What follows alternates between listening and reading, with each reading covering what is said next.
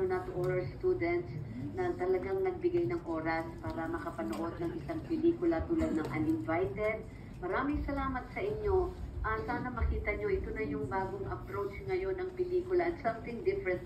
But I guess the most important thing is the message. Try to get the message of the movie. It's about mother's love. Mga bata pa kayo, pero later on, pag naging nanay kayo, you will understand kung paano magmahal ang isang nanay na kayang gumawa ng mga bagay tulad ng nangyari sa Uninvited kay Eva para ipagtanggol ang kanyang anak. Yan ang mother's love talaga. And at the same time, if you will see in the movie na merong parang abuse, yung gano'n na nangyayari ngayon, o mga rape na nangyayari, alam naman natin na hindi bago yan and it's happening sa society natin ngayon. You get me? Or yung mga iskalawag na pulis, nakasabwat. Alam natin it's happening sa lipunan natin ngayon. Try to get the message of the movie, which I guess is very important. But again, to all of you and to my Vilmanians, to my Vilmates from the heart, maraming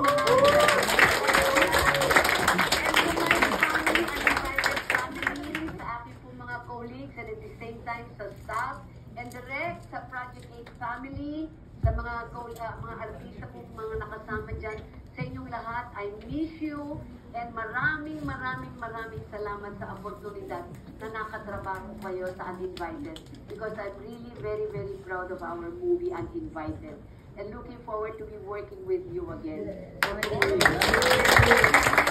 Ng isang mistress na ipinakita namin, hindi siya kontrabida. May buhay din ang pagiging isang mistress kung paano sila nagsasuffer. As being a second, ayun, as a mistress. So, ito ngayon, madalas ang ginagampanan ko kasi it has something to do with my age too. So, nag-experiment ako na iba't ibang facet ng buhay ng isang ina at kasama na itong Uninvited doon na pagmamahal ng isang ina kayang pumatay at kayang ipaghiganti sa pagmamahal sa isang anak. I mean, yun ang Uninvited. Ngayon, if you're asking me, Rick, kung ano pa yung pwede kong gawin, marami pa. Actually, marami pa yan. Not necessarily naman mother. Pwede rin buhay ng isang tumanda ng OFW outside of the Philippines. Alam mo, ibig sabihin yung mga ganun, tumanda na siya doon. Meron kasing script na ganyan pero titignan ko muna. But I'm willing, meron pa rin yung mga hindi naman puro mother role. Pwede uling OFW na doon na tumanda abroad, walang asawa. Things like that. And I'm willing to do those things again. Thank you po. Hello po, Ate B. I'm Irish po from Ateneo de Nueva University.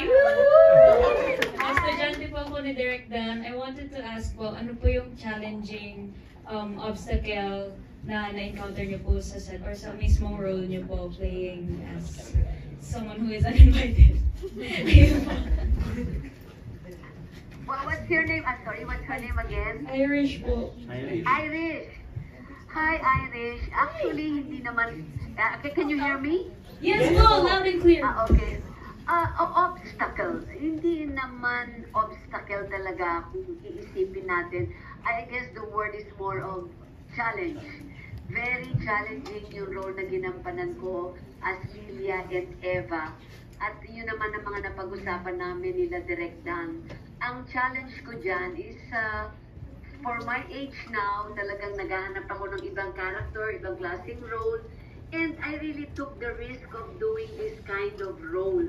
Na talagang this time, hindi naman love story, pero something that will challenge me. At ito nga yung mother's love and who's willing to kill. At pumatay nga. Talagang pumatay nga. You get me sa pagmamahal ng isang ina. If you're a mother, you will understand. Talagang ang isang ina na tunay na nagmamahal sa anak, kaya niyang gawin yun talaga. Yun ang naging challenge ko dyan sa movie na yan. And I think na-handle naman ni Direk ng tama. Yung pagiging, hindi siya kontrabida kasi mother's love na revenge. So yun ang challenge sa akin dito. And palagay ko, kung nagustuhan nyo, panalo kami. Yeah.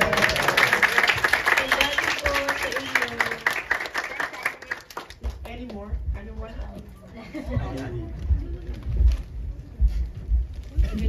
Hi, Direk. Direk, hindi po ba naging challenge sa inyo kung paano gawin ganun si Aga? Si Aga mula. Ay, kay Direk.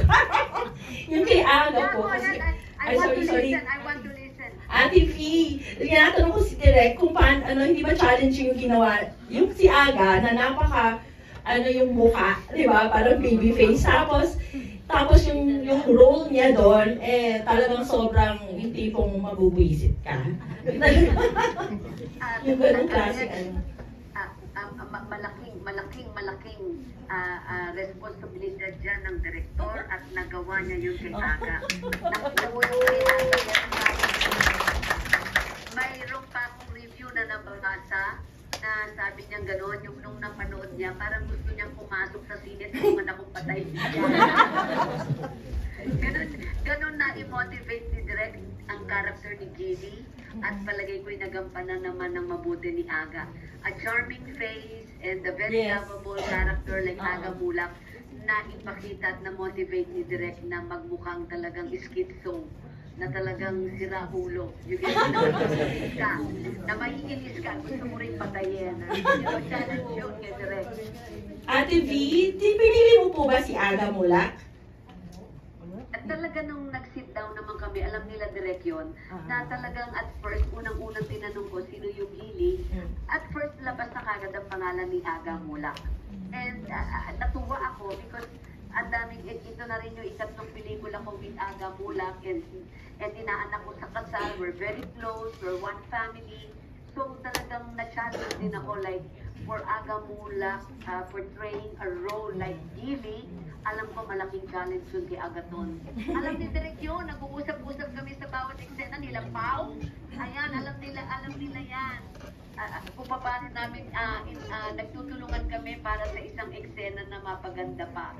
At talagang si Aga is involved sa character niya. And for that, we're really very proud of what we did, yung Uninvited. Thank you, Ate V.